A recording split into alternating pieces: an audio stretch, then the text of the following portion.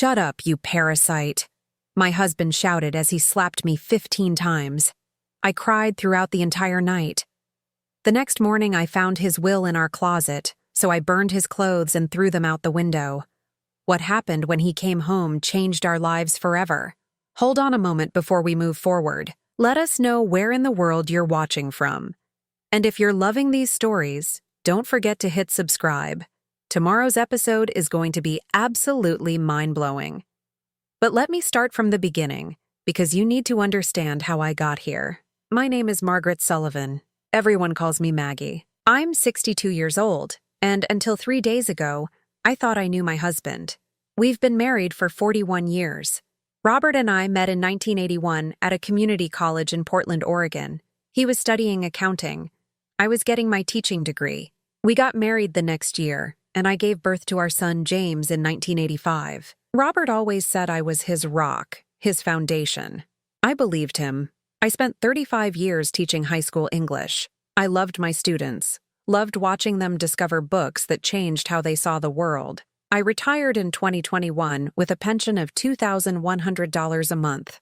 Not much, but enough for me. Robert retired around the same time from his accounting firm. We were supposed to enjoy our golden years together. The problem started about 6 months ago.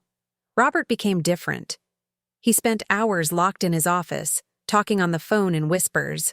When I asked who he was talking to, he told me to mind my own business. He started criticizing everything I did. The way I cooked, the way I dressed, the way I spoke to our son James and his wife Vanessa. "You embarrass me," he said one night at dinner. "You talk too much. You laugh too loud. Can't you just be quiet for once?" I didn't understand where this anger was coming from. I tried to be better, to be quieter, to take up less space in my own home. But nothing worked. Robert only got meaner. My sister Claire started visiting more often. She's 4 years younger than me, 58, and she runs a successful consulting business in downtown Portland. Claire always dressed perfectly, always had the right thing to say. Robert loved talking to her. Sometimes I'd walk into a room and find them huddled together, whispering. They'd stop the moment they saw me. "We were just talking about James," Claire would say with that tight smile of hers. "James is our only child. He's 38 now, a corporate lawyer at a big firm in Portland. He married Vanessa 7 years ago. She's a designer, always talking about aesthetics and feng shui and how spaces need to flow. I tried to like her. I really did. But Vanessa has a way of looking at me like I'm a stain on her expensive furniture." 3 days ago, James and Vanessa came over for Sunday dinner. I made pot roast, Robert's favorite. I set the table with our good china, the set my mother left me when she died. I wanted everything to be perfect. Vanessa arrived wearing a white pantsuit that probably cost more than my monthly pension. She walked through my kitchen, touching things, moving things. "Maggie, you really should update this space," she said, wrinkling her nose at my 30-year-old cabinets. "Everything's so dated. It's depressing." I bit my tongue. I'd learned that disagreeing with Vanessa only made things worse. Dinner was tense. Robert barely spoke to me. James kept checking his phone. Vanessa pushed her food around her plate, eating almost nothing. "Mom, we need to talk to you about something," James said finally. My heart started beating faster. Those words never meant anything good. "Your father and I have been discussing your living situation," James continued. He couldn't look me in the eye. "This house is too big for you now. All these stairs, the yard work. It's too much for someone your age. I'm 62, not 90, I said. "I can handle my own house." Robert slammed his hand on the table. "Don't interrupt when your son is speaking." I flinched. James looked uncomfortable but said nothing. "We think it would be better if you downsized," Vanessa said smoothly.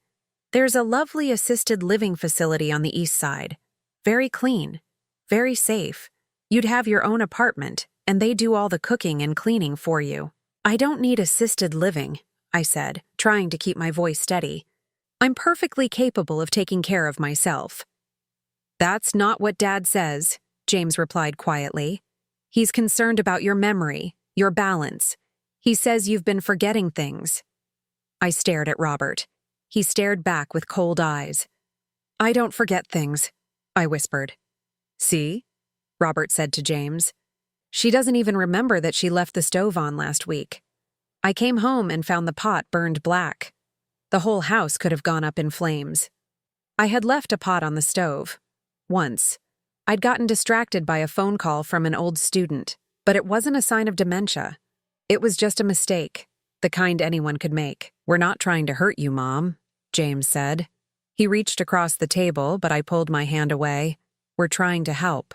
We want what's best for you. After they left, I went to bed early. Robert stayed up, drinking scotch in his office. I could hear him on the phone again, laughing. I hadn't heard him laugh like that in months. I couldn't sleep. I kept thinking about assisted living, about being put away like an old piece of furniture nobody wanted anymore. I thought about my mother, who spent her last 3 years in a nursing home, begging to come home every time I visited.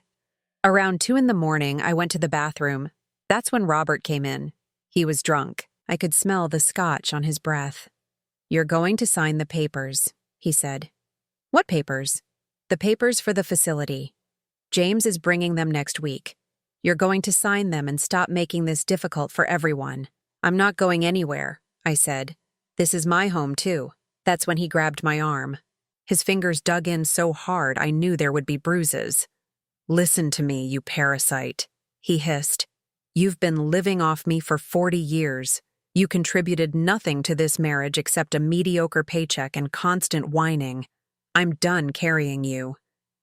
Robert, you're drunk. Let go of me. Shut up, you parasite. Then he hit me, open-handed across the face. I stumbled back against the bathroom counter. Before I could process what was happening, he hit me again. And again. I counted every slap. 15 times. My ears rang. My face burned. Tears streamed down my cheeks. But I didn't make a sound after the first few hits. I just let him do it. When he finished, Robert looked at his hand like he didn't recognize it. Then he walked out without a word. I spent the rest of the night sitting on the bathroom floor, crying silently. My face swelled. My left eye throbbed. I kept thinking about all the years I'd spent loving this man, trusting him, building a life with him. I thought about 2003, when James got accepted to law school. The tuition was $87,000. Robert's firm was going through a rough patch. We didn't have the money. So I sold my mother's jewelry, the pieces my father had given her over 30 years of marriage. They were appraised at $34,000. I added money from my own savings. I worked summer school for 3 years straight to cover the rest. James never knew. I told him his father had taken out loans, that everything was fine. I didn't want him to feel guilty, to feel like he owed me anything. When my father died in 2018, he left me his house and some money. Robert convinced me to sell everything and invest it, for our retirement, he said, so we never have to worry. I gave him $350,000. I never saw a single statement. At dawn, I finally got up from the bathroom floor. My face looked terrible in the mirror. Purple bruises bloomed across my cheeks. My lip was split. Robert was gone. He'd left early, probably to avoid seeing me. I went into our bedroom to find something to cover the bruises. That's when I saw the closet door half open. Robert always kept it locked. He must have forgotten in his drunken state. Inside, on the top shelf behind his winter coats, I found a metal lockbox. It wasn't locked. My hands shook as I opened it. Bank statements, legal documents, and a will. I pulled out the will first. It was dated 6 months ago, right when Robert started acting strange. I read it slowly, my vision blurring with tears. Robert left everything to James and Vanessa. The house, his retirement accounts, his investments, everything. I got nothing except lifetime use of the converted garage apartment. We didn't have a converted garage apartment. At the bottom of the will, there was a note in Robert's handwriting. Margaret has contributed minimally to household finances and has become a dependent. This arrangement ensures she has shelter while allowing productive family members to benefit from assets. I sat on the closet floor holding that paper, and something inside me turned to ice. 41 years. I gave this man 41 years of my life. I raised his son. I supported his career. I sacrificed my inheritance, my mother's jewelry, my summers, my dreams. And he called me a parasite, a dependent, minimally contributing. I thought about Claire's visits, about the whispered conversations. I thought about James avoiding my eyes at dinner. I thought about Vanessa's smug smile as she talked about assisted living. They all knew. They'd all been planning this together. I stood up and walked to Robert's side of the closet. His expensive suits hung in neat rows. 50 suits, maybe more. Each one cost at least $800. He'd bought 3 new ones just last month. I pulled them all down. Shirts, pants, jackets, ties. I carried armload after armload to the fireplace in the living room. Then I went back for his shoes, his belts, his watch collection. When everything was piled in front of the fireplace, I struck a match. The smell of burning wool and leather filled the house. I opened the windows and started throwing the flaming clothes out onto the front lawn. Our neighbors probably thought I'd lost my mind. Maybe I had, but I didn't care anymore. I went back to the closet and pulled out the will. I held it over the flames and watched it curl and blacken. Then I threw it out the window too. Robert would be home from work at 6. It was 9 in the morning now. I had 9 hours to decide what came next. Robert came home at 6:15. I heard his car pull into the driveway, then silence. He must have seen the charred clothes scattered across the lawn, the scorch marks on the grass where I'd thrown burning fabric. I sat at the kitchen table, my hands folded in front of me. I'd spent the day cleaning up the house, removing every trace of smoke except for what was outside. My face still showed the bruises from last night, dark purple and yellow spreading across my cheeks. The front door opened slowly. Robert stepped inside and stopped. He stared at me for a long moment. "What did you do?" His voice was quiet, controlled, more dangerous than if he'd been yelling. "I cleaned out your closet," I said. "You said I contributed nothing, so I figured you didn't need clothes bought with my father's inheritance money." Robert's jaw tightened. "You're insane. You've finally lost your mind." Did I? Or did I just wake up? He took a step toward me and I stood up. "Touch me again and I call the police," I said. "I took pictures of my face this morning. Time-stamped. I'll press charges." Robert stopped. We stood there looking at each other, 2 strangers who'd shared a bed for 41 years. "Where's the will?" he asked. "What will?" "Don't play games with me, Margaret. The metal box was open. I know you found it." "I don't know what you're talking about," I said. "But if there was a will that left me homeless while giving everything to James, I imagine that would be pretty upsetting for anyone to find." Robert pulled out his phone. "We'll see what James has to say about this." 20 minutes later, James arrived. Vanessa came with him. Then Claire pulled up in her expensive sedan. They all walked in together, and I realized this wasn't spontaneous. They'd been planning to come over anyway. My burning Robert's clothes had just moved up their schedule. "Mom, what's going on?" James looked at the bruises on my face, then at his father. "Dad, what happened to her face?" "She fell," Robert said quickly. "In the bathroom. I tried to help her, but she was confused, combative." "I didn't fall," I said clearly. "Your father hit me. 15 times. I can show you the pictures." Vanessa made a small sound, but it wasn't sympathy. It was irritation, like I'd spilled wine on her white couch. "Mom, you need to calm down," James said. "We're all here because we care about you." "Really? Is that why you were planning to put me in assisted living without asking me first?" Claire stepped forward. She'd always been good at taking charge. "Maggie, nobody's trying to hurt you. But you have to admit you haven't been yourself lately. The incident with the stove, and now this. Burning your husband's clothes? That's not rational behavior." "I found Robert's will," I said. "The one where he leaves me nothing but a garage apartment that doesn't exist. Was that rational?" The room went silent. "You weren't supposed to see that yet," Claire said finally. "Robert was going to explain everything when the time was right." "When the time was right," I repeated. "You mean after you'd trapped me in some facility where I couldn't do anything about it?" James ran his hand through his hair, just like his father used to do. "Mom, the will is just a legal formality. It's about tax efficiency. Dad explained it all to me. you'd still be taken care of. In the garage, I said. It's not a garage anymore, Vanessa jumped in. We were going to renovate it into a beautiful in-law suite. Your own space, your own entrance, very private, very dignified. How generous. And who pays for this renovation? Vanessa glanced at Robert. Well, it would come from the estate, naturally. My father's money, I said. You were going to use my inheritance to build me a prison. That's not fair, James said. Nobody's trying to imprison you. Then what do you call it when you take away someone's home? Their money, their choices. Robert finally spoke. Margaret, you're being dramatic. This is about protecting you from yourself. You're getting older. Your judgment isn't what it used to be. We're trying to help you before you hurt yourself or someone else. Like burning the house down because I left a pot on the stove once? Once that we know of, Claire said. Robert's told me about other incidents. Forgetting to lock doors. Leaving the car running in the garage. Getting lost driving to the grocery store. I stared at my sister. I've never gotten lost. I've never left the car running. Those are lies. See? Robert said to the others. She doesn't even remember. That's exactly what we're talking about. I realized what they were doing. They were building a narrative, creating a story where I was incompetent, forgetful, dangerous to myself. And once that story was established, they could do whatever they wanted with me.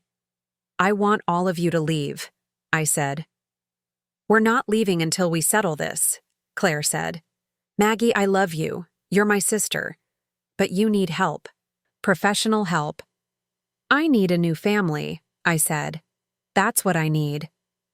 Vanessa pulled some papers from her designer bag. We actually brought something for you to look at. It's just a precautionary measure, but it would make everyone feel better. She laid the papers on the kitchen table. Medical power of attorney. The document would give Robert and James complete control over my healthcare decisions. You want me to sign this? I said. It's standard, James said. Everyone does it. That way, if something happens to you, if you're in an accident or you get sick, we can make decisions quickly. It's for your protection. I picked up the papers and read them carefully. They weren't standard at all. This document would allow them to commit me to a psychiatric facility against my will, to authorize medications I didn't want, to make end-of-life decisions. This isn't about protection, I said. This is about control. Maggie, please, Claire said. Her voice had that patient tone you use with children. Nobody's going to use this unless they absolutely have to. It's just insurance. Sign the papers, Margaret, Robert said. Stop being difficult. I looked at my husband, my son, my daughter-in-law, my sister. 4 people who were supposed to love me. 4 people who saw me as an obstacle to overcome. No, I said. Vanessa leaned close to me. She smelled like expensive perfume and menace. Her voice dropped to a whisper that only I could hear. Sign the papers, Maggie, because when you need us, and you will need us eventually, you're going to wish you'd been smarter about this. Old people fall all the time. They get sick. They have accidents. And when that happens to you, we'll be the ones deciding whether you get help or not. Think about that. She straightened up and smiled at the others, her public face back in place. I felt my hands start to shake. Not from fear. From rage so pure it felt like ice in my veins. Get out of my house, I said quietly. This isn't your house, Robert said. Not legally. I've checked. My name is on the deed, not yours. Get out, or I call the police and show them the pictures of what you did to my face. James looked uncomfortable. Maybe we should go. We can talk about this later when everyone's calmer. There's nothing to talk about, I said. I'm not signing anything. I'm not going anywhere. And if any of you come back here without my permission, I will call the police. They left slowly, reluctantly. Claire kissed my cheek as she passed and whispered, You're making a mistake. We're trying to help you. When the door closed behind them, I locked it. Then I checked every window, made sure everything was secure. I went to my bedroom and pulled out the metal lockbox from where I'd hidden it in my closet. Inside were Robert's bank statements, the ones I'd found with the will. I'd spent the afternoon studying them while waiting for Robert to come home. There were accounts I'd never heard of. Large withdrawals, $40,000 and $50,000 at a time, all in the last year. transfers to accounts with names I didn't recognize. And there was something else. Tax documents showing Robert hadn't filed accurate returns in 7 years. He'd been hiding income, claiming deductions for a home office that didn't exist, for business expenses that were actually personal purchases. If the IRS found out, Robert would owe at least $95,000, probably more with penalties and interest. I took pictures of every document with my phone. Then I uploaded them to a cloud storage account Robert didn't know about. I created a new email address using my maiden name. At midnight, I sent an email to myself with all the photos attached. Subject line, insurance. Then I lay in bed in the guest room with the door locked, listening to Robert move around downstairs. He was looking for the lockbox, for the documents, for the will. He wouldn't find them. I'd burned the will. The documents were hidden where he'd never think to look. But I hadn't destroyed them, because now I knew something Robert didn't. I wasn't just fighting for my home anymore. I was fighting for my freedom, maybe even my life. And I had weapons he didn't know I possessed. Through the locked door, I heard Robert's footsteps on the stairs.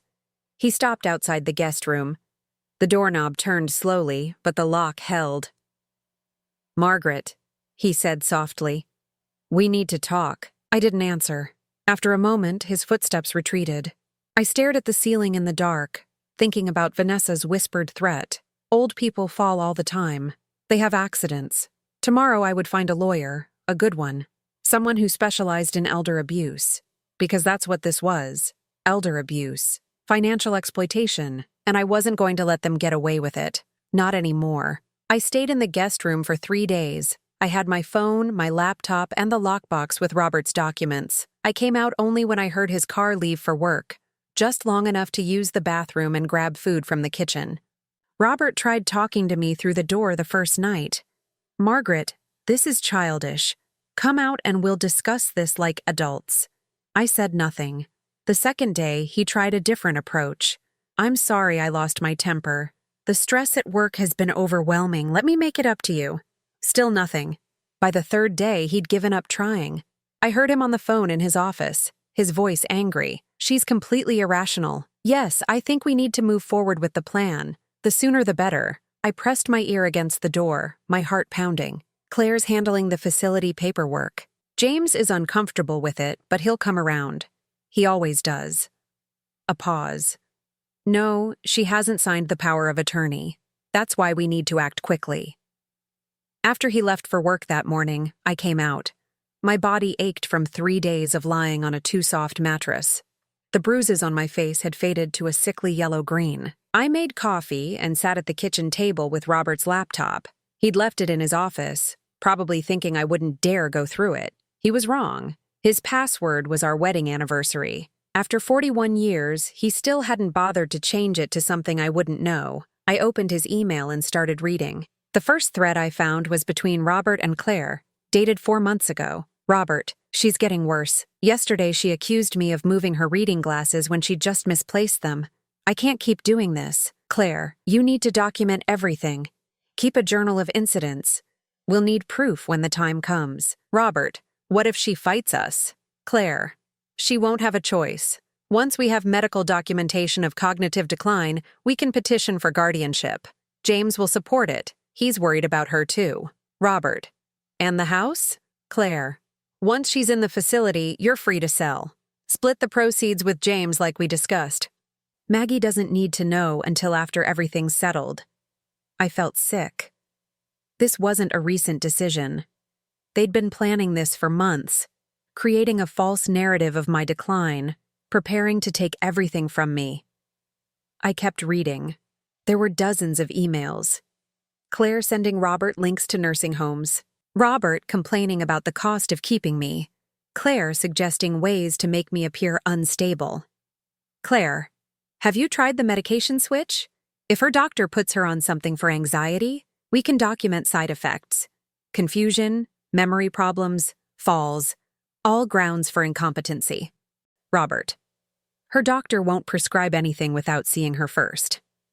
Claire, then make sure she sees him. Tell him she's been having episodes. He'll listen to you. They were planning to drug me.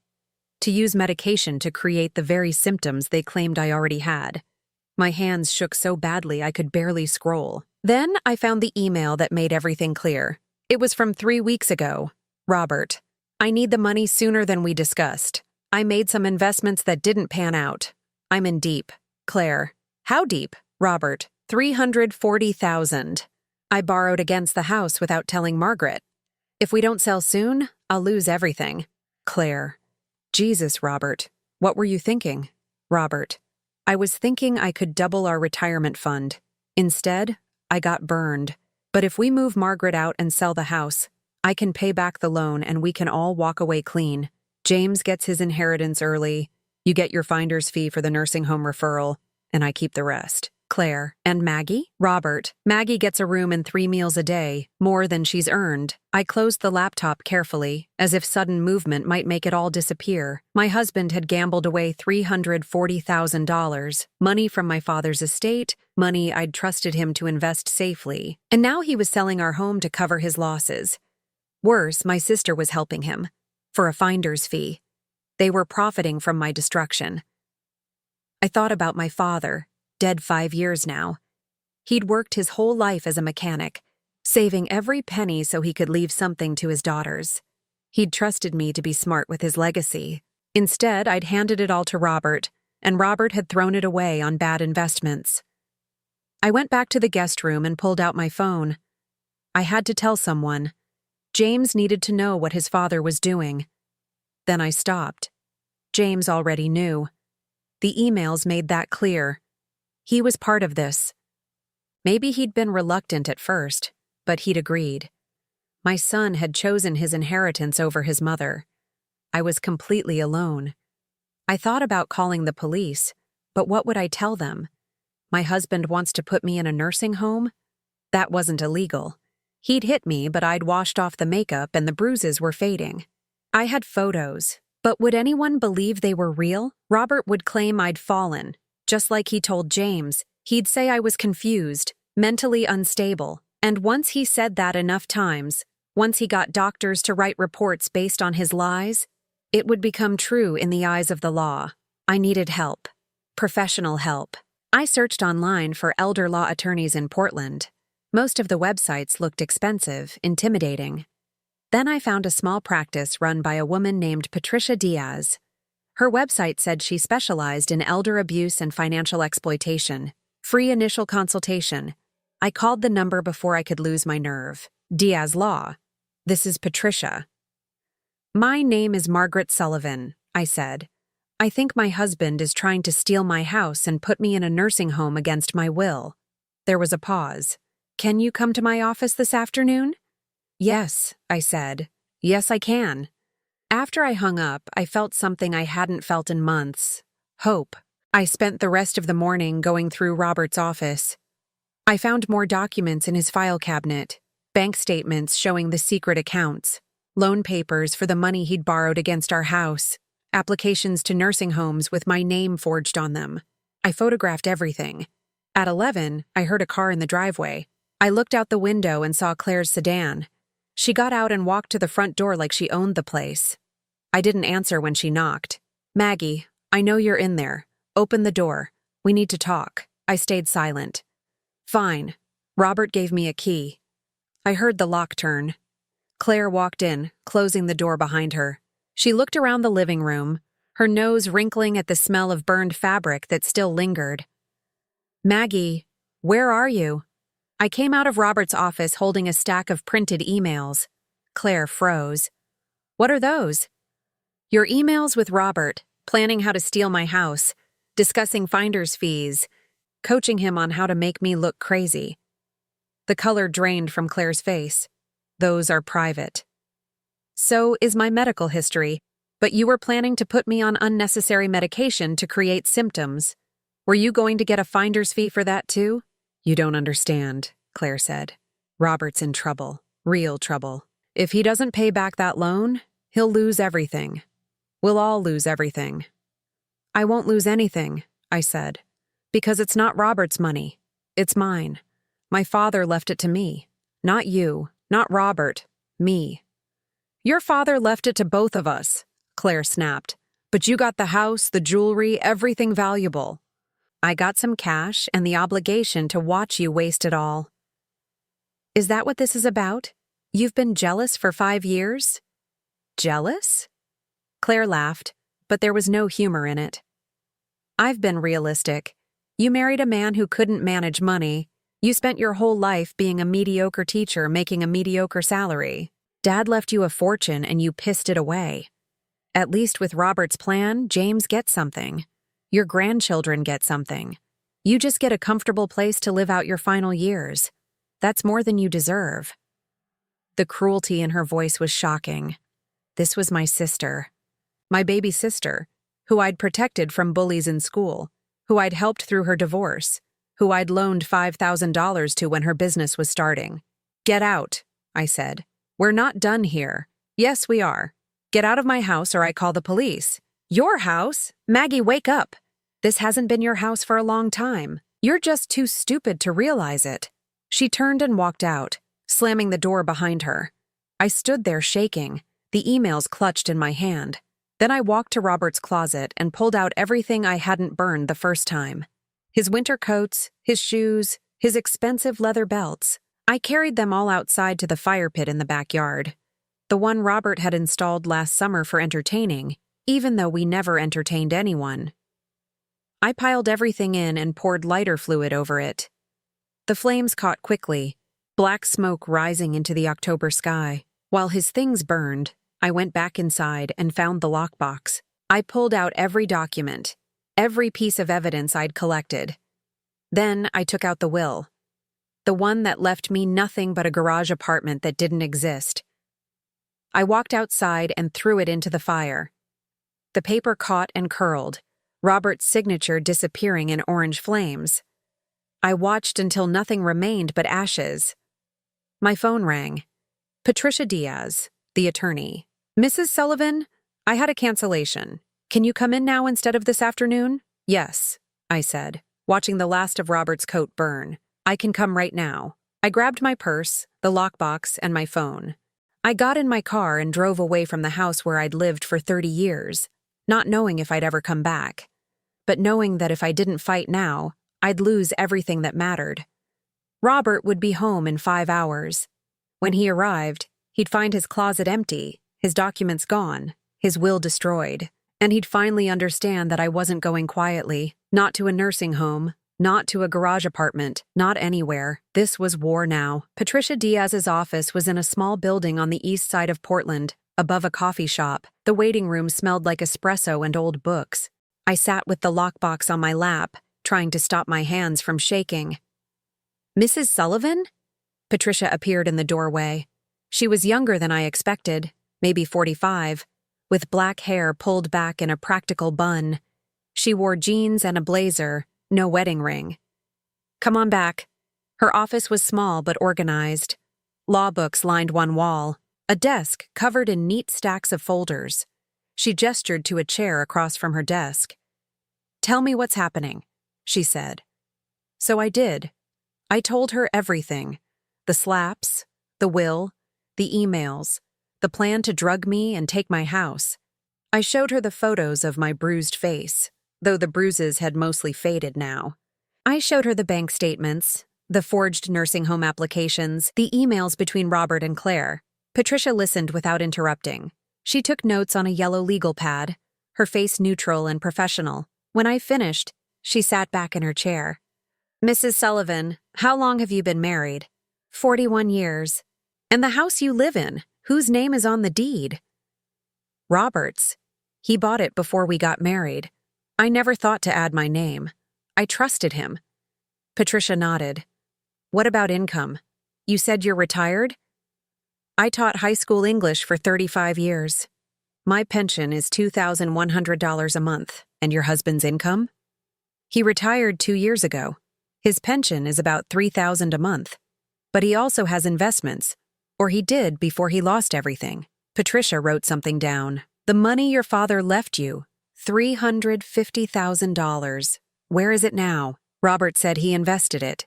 But according to the bank statements I found, he borrowed $340,000 against the house. I think he gambled it away somehow. Bad investments, he told Claire. And you never signed any loan documents? No, I didn't even know about the loan until I read the emails. Patricia set down her pen. Mrs. Sullivan, your husband forged your signature on loan documents secured by a house that's only in his name. That's fraud. Potentially criminal fraud. My stomach dropped. Criminal? If he forged your signature, yes, but that works in your favor. It means the loan might not be legally valid. She paused. There's something else. Oregon is a community property state. Even though the house is only in your husband's name, you have a legal claim to it because you were married when he bought it, and you've contributed to household expenses for 41 years. But my name isn't on the deed. Doesn't matter.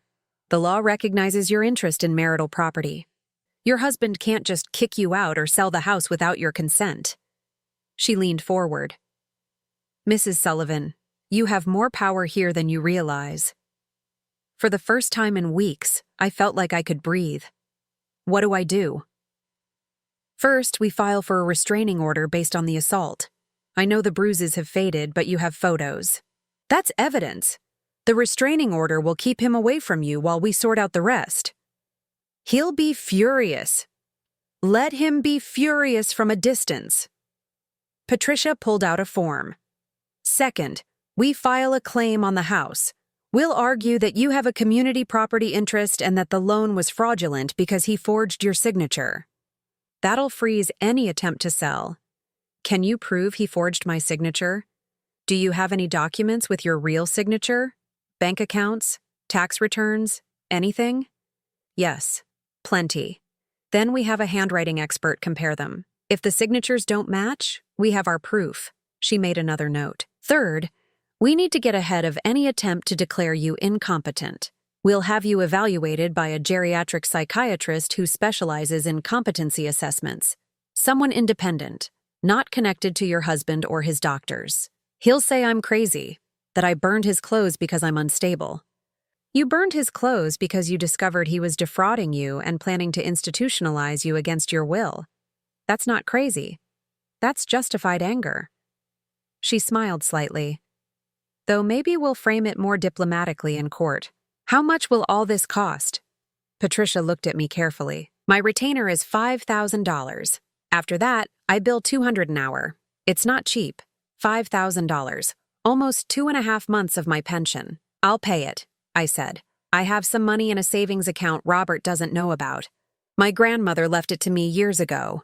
I never told him. It's only $8,000, but it's mine. That's enough to get started. Patricia pulled out a retainer agreement. Mrs. Sullivan, I need to be honest with you. This is going to get ugly. Your husband will fight back. Your sister will fight back. Even your son might resist at first. Are you prepared for that? I thought about James, about the boy I'd raised, the boy I'd sacrificed for. Part of me still hoped he'd come around, that he'd see what his father was doing and choose me. But I couldn't count on that. Not anymore. I'm prepared, I said. I signed the retainer agreement and wrote Patricia a check. She made copies of all my documents and gave me the originals back in a manila envelope. Keep these somewhere safe, she said. Not in your house. Somewhere your husband can't access them. I'll put them in a safety deposit box. Good. I'll file the restraining order this afternoon.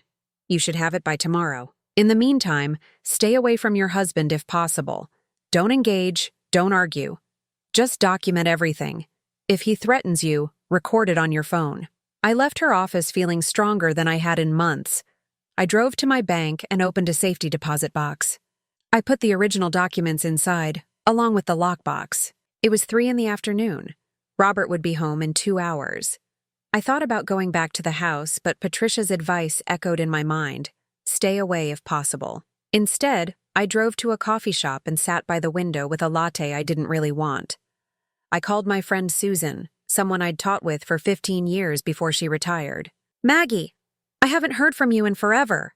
How are you? Can I stay with you tonight? I asked. Maybe a few nights? There was a pause. Of course. What's wrong? I'll explain when I get there. Susan lived alone in a small house near the university. She'd never married, had devoted her life to teaching and traveling during summers. She opened the door before I even knocked. "Jesus, Maggie, you look terrible." I started crying then. Susan pulled me inside and made tea. I told her everything. "That bastard," she said when I finished. "That absolute bastard. You can stay here as long as you need." At 6:30, my phone rang. Robert. I let it go to voicemail. He called again at 6:45, then 7, then 7:15. Finally, a text message. "Where are you?" I didn't answer. Another text. "I found the fire pit. I know what you did. You're going to regret this." I showed Susan. "Should I call the police?" "Not yet," she said, "but screenshot that message. Your lawyer will want to see it." At 8, my phone rang again. This time it was James. I answered. "Mom, what the hell is going on? Dad called me. He says you burned all his clothes and stole important documents. He says he's calling the police." "Let him call them," I said. "I didn't steal anything. Those documents prove he's been defrauding me." "Mom, you're not making sense. What documents? What fraud?" "Your father borrowed $340,000 against our house without telling me. He forged my signature. Then he and Claire planned to put me in a nursing home and sell everything to cover his losses." Silence. "James, I have proof. Emails between your father and Claire, bank statements, loan applications, all of it." "Why would Dad do that?" "Because he made bad investments and lost all my inheritance money, my father's money. And now he's trying to cover it up." "Mom." James's voice was strained. "I think you need to come home so we can talk about this calmly. Dad's really upset. He's threatening to have you committed. He can try, but I have a lawyer now, and I'm filing a restraining order." "A restraining order? Against Dad?" "He hit me, James.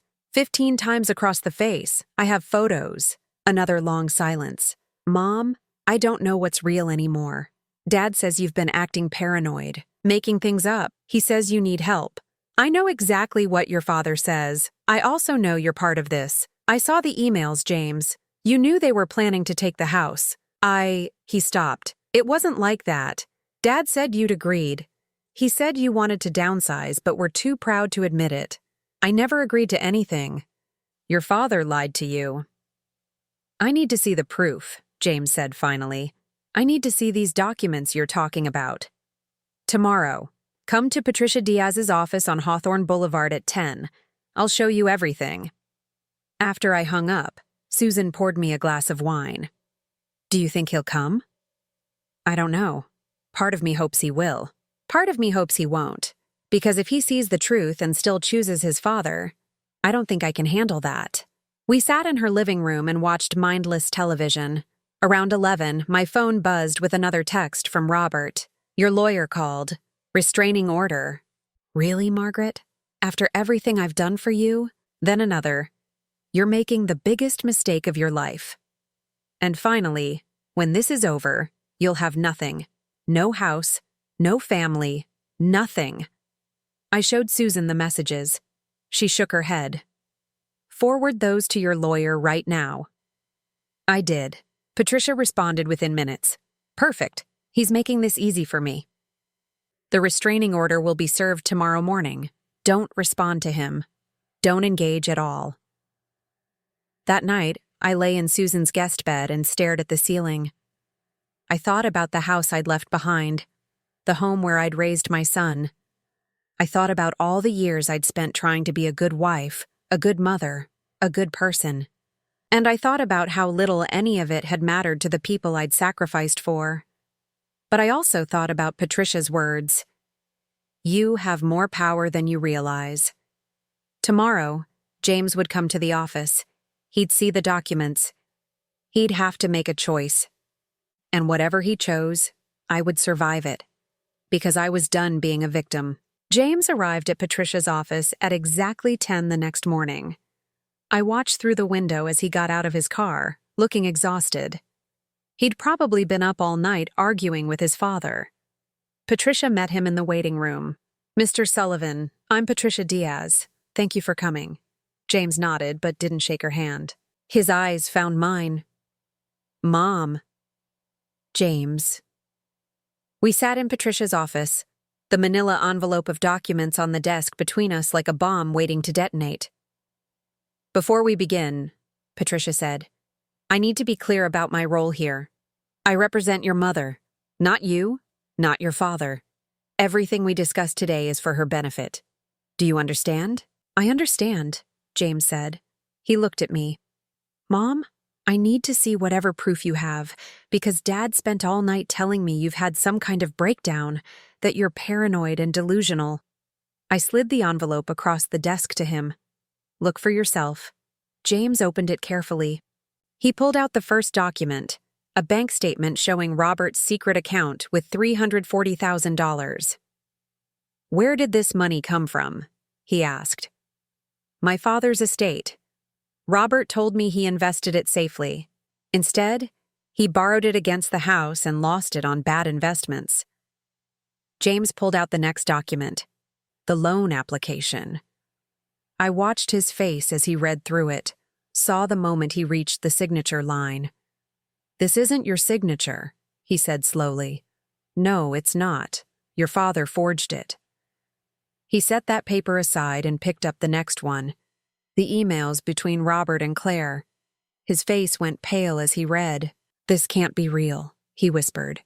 "It's from your father's laptop. His password is our wedding anniversary. He never changed it." James kept reading. His hands started to shake. When he got to the part about drugging me to create symptoms of dementia, he stood up abruptly. "I need air." He walked out of the office. Patricia and I sat in silence. Through the window, I could see James pacing on the sidewalk, his phone pressed to his ear. He was calling someone, probably Robert. He came back inside 10 minutes later. His eyes were red. "I called Dad," he said. "I read him parts of the emails. He said they were taken out of context. That you don't understand what you're reading." "James, your father forged my signature on a $340,000 loan. There's no context that makes that okay. He says he was going to tell you that it was a temporary measure until his investments paid off." "They didn't pay off," I said quietly. "He lost everything. My father's entire legacy. And now he wants to sell our house to cover his gambling debts." "They weren't gambling debts," James said, but his voice lacked conviction. Patricia leaned forward. "Mr. Sullivan, I'm going to be very direct with you. Your father committed fraud. He forged your mother's signature on legal documents. He planned to have her involuntarily committed based on false medical claims. And he conspired with your aunt to steal your mother's inheritance. These are serious crimes." "You don't understand," James said. "My father is a good man. He's been under tremendous stress. The market crash hit his investments hard. He was just trying to protect what was left." "By stealing from his wife?" Patricia's voice was sharp. "By hitting her?" James flinched. "I don't know what to believe anymore." "Believe the evidence," I said. "Believe your own eyes, James. I taught you better than this. I taught you to stand up for what's right, even when it's hard. You also taught me to honor my father," he shot back, "to give him the benefit of the doubt. Not when he's destroying me to save himself." Before James could respond, the door to the outer office burst open. Robert stood there, his face red with fury. "Where is she?" he shouted. Patricia stood immediately. "Mr. Sullivan, you need to leave. There's a restraining order." "I don't care about your restraining order, that's my wife. Those are my private documents she stole." "I didn't steal anything," I said. "I found evidence of your crimes." Robert moved toward me, and James stepped between us. "Dad, stop, just stop." "Get out of my way, James. Your mother has been poisoning you against me. Can't you see that?" "I see bank statements," James said, his voice cracking. "I see emails where you and Aunt Claire plan to put Mom in a nursing home. I see a loan application with a forged signature." "She's confused," Robert said. "The signature is hers. She just doesn't remember signing it. That's the whole problem, James. Her memory is going. We're trying to protect her, and she's turned it into some conspiracy theory." Patricia picked up her phone. "I'm calling the police. You're violating a restraining order." "Call them," Robert snarled. Tell them my wife is a thief and a liar. Tell them you hit me, I said, standing up. My voice was steady, cold. Tell them you called me a parasite. Tell them you stole my inheritance and gambled it away. Robert's face twisted. You self-righteous bitch. I gave you 41 years. I gave you a home, a life, a son, and this is how you repay me? By airing our private business to lawyers and trying to destroy me? You destroyed yourself, I said. I'm just refusing to go down with you. Robert lunged forward. James grabbed his arm, but Robert shook him off. He got close enough that I could smell coffee on his breath, see the broken blood vessels in his eyes. You're nothing without me, he hissed. Nothing. A washed-up teacher with no money and no prospects. I should have left you years ago. Then why didn't you? I asked. Oh, that's right. Because you needed my pension to cover your losses. Because you needed my inheritance to gamble with. I wasn't a wife to you. I was a bank account. Robert raised his hand. James grabbed it before he could strike me. Dad, don't. Don't make this worse. Patricia had her phone out, recording everything. Mr. Sullivan, the police are on their way. I suggest you leave before they arrive. Robert jerked his arm away from James. He stood there breathing hard, staring at me with pure hatred. This isn't over, he said. You think you've won? You haven't won anything. I'll fight you on every single thing. The house, the money, all of it. By the time I'm done, you'll wish you'd just gone quietly to that nursing home. Then he clutched his chest. His face went gray. Dad? James's voice rose in panic. Dad, what's wrong? Robert stumbled backward. He grabbed the edge of Patricia's desk, but his legs gave out. He collapsed to the floor, his body convulsing. Call 911, Patricia shouted. James dropped to his knees beside his father. Dad, stay with me. Can you hear me? Robert's eyes rolled back. His breathing came in ragged gasps. I stood there frozen, watching my husband of 41 years fight for his life on a lawyer's office floor. Part of me wanted to help him. Part of me wanted to walk away and let whatever happened happen. James looked up at me, tears streaming down his face. Mom, do something. Please. I knelt beside Robert. I put my hand on his shoulder. His skin was cold and clammy. The ambulance is coming, I said. Hold on, Robert. Just hold on. His eyes found mine. Even in pain, even dying, there was still anger in them, still blame. The paramedics arrived within minutes. They lifted Robert onto a stretcher and wheeled him out. James followed, turning back at the door. Are you coming? He asked. I don't know, I said honestly. He's your husband. He tried to destroy me. He's dying. Those words hung in the air. James left without waiting for my answer. Patricia and I stood in her office, the documents scattered across her desk, the space where Robert had fallen still somehow heavy with his presence. What do? I asked. That's not a legal question, Patricia said gently. That's a question only you can answer. I picked up my purse. I walked out to my car. I sat in the driver's seat with my hands on the steering wheel, and I had to decide whether I was going to drive to the hospital or drive away.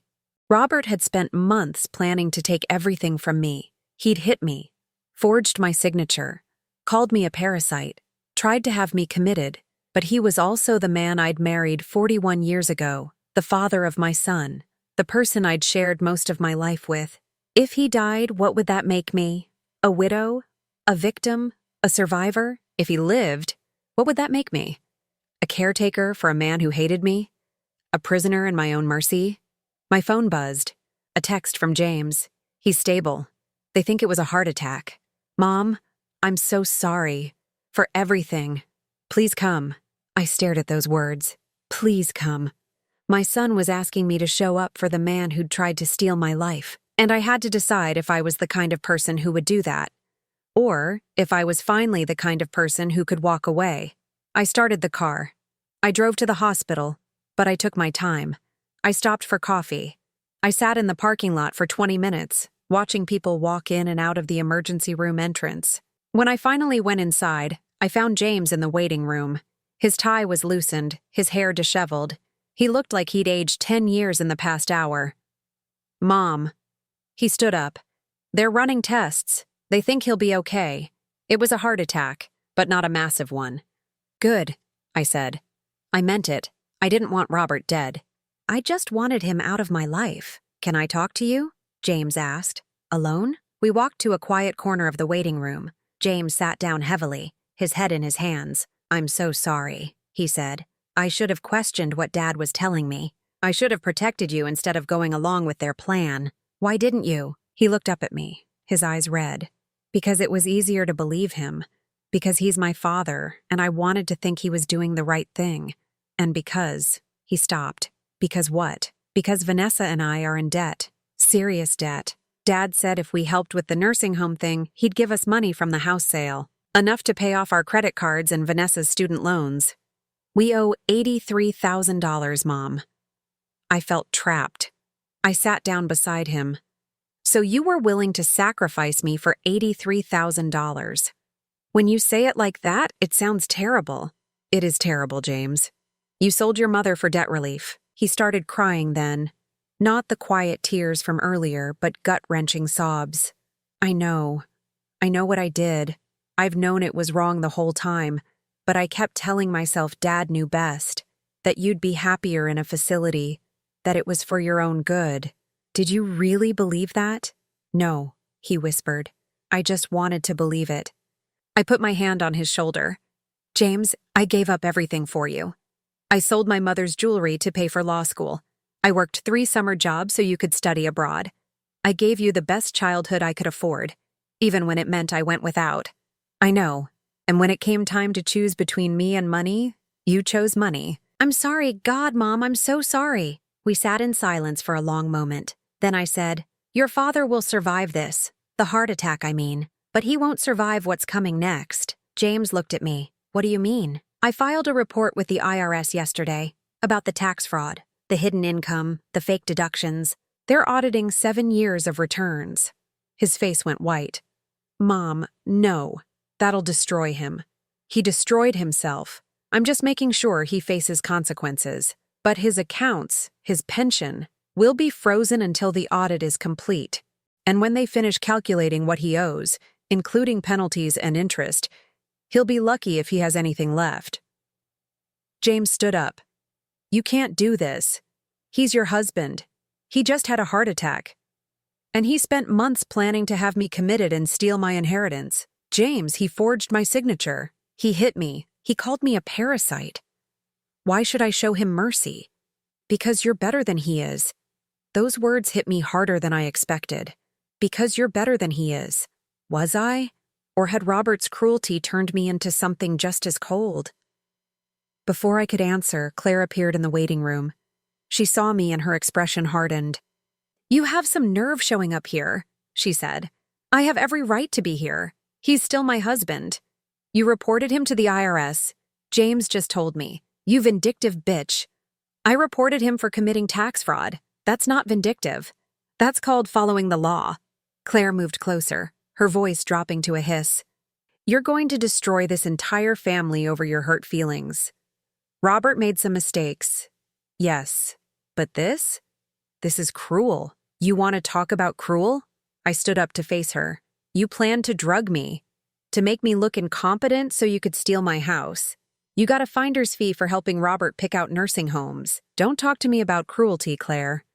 I was trying to help my brother-in-law, who was desperate because his wife couldn't manage money. I managed money fine. Robert gambled away my inheritance on bad investments. That's not my failure. That's his. A doctor appeared before Claire could respond. Sullivan family? We all turned.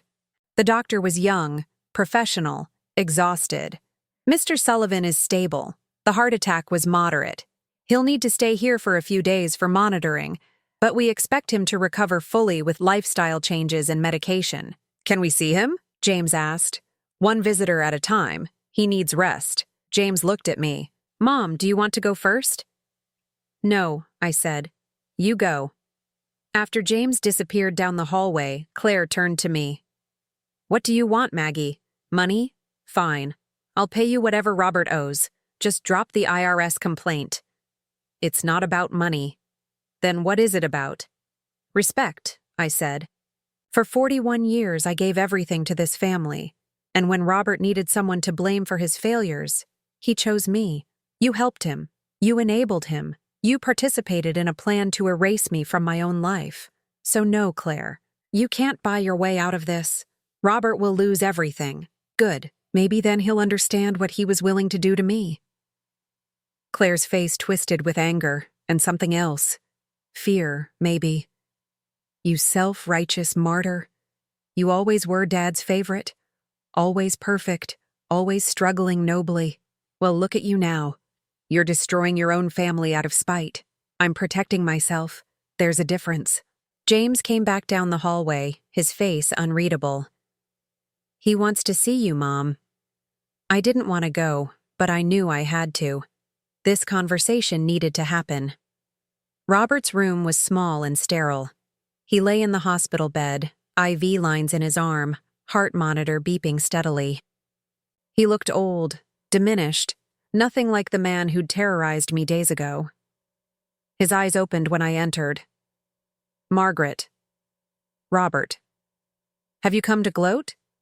No, I came because James asked me to. He was quiet for a moment.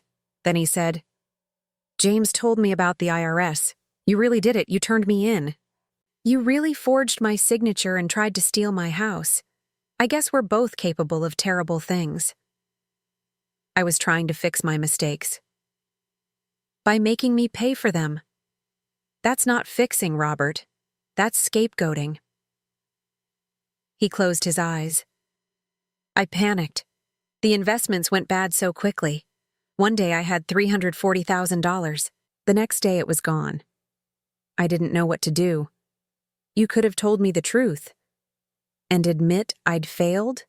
That I'd lost your father's money? You would have left me. Maybe. Or maybe I would have helped you figure it out. We'll never know now because you chose to lie, to forge, to plan my destruction rather than admit you made mistakes. I'm sorry, he said. His voice was barely a whisper. For all of it. For hitting you. For the things I said. I was desperate and angry, and I took it out on you. I stood there looking at this man who'd been my husband for most of my adult life. I tried to feel something. Pity, maybe. Or satisfaction that he was finally admitting what he'd done. But all I felt was tired. I'm not dropping the IRS complaint, I said. You committed fraud. You need to face consequences. I'll lose everything. Yes, you will. Margaret, please, I'm begging you. I just had a heart attack. Don't do this to me. You did this to yourself, Robert. Every single part of it. I turned to leave. His voice stopped me at the door. Do you hate me? I thought about that question. Did I hate him? After everything he'd done, everything he'd planned, did I hate my husband? No, I said finally. I don't hate you. I just don't recognize you anymore. The man I married wouldn't have done these things. So either you changed, or I never really knew you at all. I'm not sure which is worse. I walked out and found James and Claire in the waiting room. They both looked at me expectantly. I'm going home, I said. To my house, the one Robert tried to steal. And I'm changing the locks. Mom, wait, James said. Can we talk about what happens next? What happens next is simple. I'm filing for divorce. Your father can keep his pension, whatever the IRS doesn't take. I'm keeping the house. And you, James, need to decide who you want to be. What does that mean? It means you can be the son who chose money over his mother. Or you can be the son who learned from his mistakes and became a better man. But you can't be both. I want to be better, he said quietly. I want to make this right. Then prove it. Start by being honest with Vanessa about what really happened. Stop making excuses for your father. And most importantly, figure out how to live within your means instead of expecting me to bail you out. Claire stepped forward. And what about me? Am I just supposed to accept that you've destroyed Robert's life? You get to live with the knowledge that you helped him try to destroy mine. That seems like enough punishment. I walked out of the hospital into the October afternoon. The air was crisp and cool, carrying the smell of coming rain. My phone buzzed. A text from Patricia. Court date set for property hearing. 3 weeks from today. We'll establish your claim on the house and investigate the forged loan. Another text, this one from James. I meant what I said. I want to be better. Can we have dinner next week? Just us? I stared at that message for a long time. Could I forgive my son? Could we rebuild what had been broken? I didn't know. But maybe that was okay. Maybe forgiveness wasn't something you decided all at once. Maybe it was something you built slowly, brick by brick, seeing if the foundation would hold. I texted back, dinner, my house, Thursday at 7, bring wine. Then I drove home, my home, the house I'd lived in for 30 years, the house Robert had tried to take from me. I changed the locks that afternoon. It cost $240, almost all I had left in my checking account until next month's pension arrived. But it was worth it. That night, I sat in my living room with a cup of tea and looked at the photos on the mantel. Pictures of James as a child, our wedding photo, Robert and me so young and hopeful, my parents on their anniversary. I took down the wedding photo and put it in a drawer. Some chapters of your life close whether you're ready or not. Some people show you who they really are, and you have to decide whether to believe them. I believed Robert now. I believed he was capable of cruelty when cornered, of sacrificing me to save himself, and I believed James might actually change, might actually become the man I'd raised him to be. Whether that belief was wisdom or foolishness, I'd find out. The house was quiet around me, but it wasn't the suffocating silence of the past months. It was the peaceful quiet of solitude chosen, not imposed. Tomorrow I'd wake up in my own home, on my own terms. Tomorrow I'd figure out what came next. But tonight, I was just going to sit here with my tea and let myself feel whatever needed to be felt. Relief, grief, anger, hope. All of it tangled together, messy and human and real. I'd survived. That was something. And maybe, with time, surviving would turn into living again.